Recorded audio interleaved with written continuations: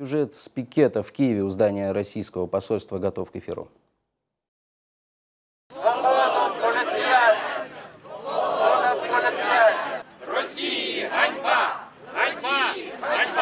В руках активистов портреты 4 кримських заключених. Їх російське ФСБ обвиняє в тероризмі. Я не вірю в те, що вони терористи або готували якийсь замах. Це просто були українські хлопці, які хотіли, щоб Крим був українським.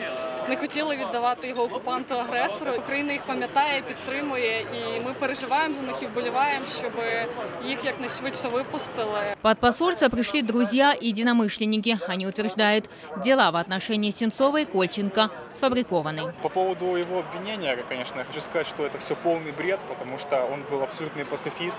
На какие-либо там теракты, я не знаю, что там эта безумная там оккупационная власть ему инкриминирует, он, конечно, был не способен. Просто доказывает их слабость. Ну и доказывает, что долго они не продержатся в любом случае. Олег сидит из-за того, чтобы подобные Олегу люди, которые проукраинских взглядов, молчали в тряпочку. Претензии у активистов не только к российской власти, но и к украинской.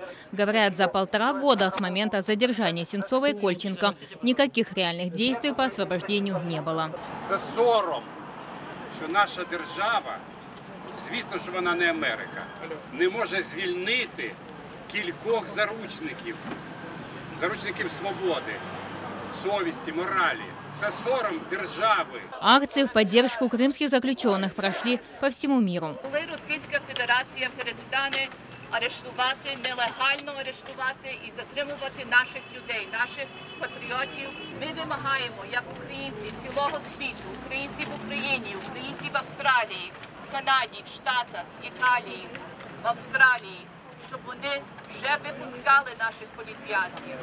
Знов, свобода політв'язням! Свобода політв'язням!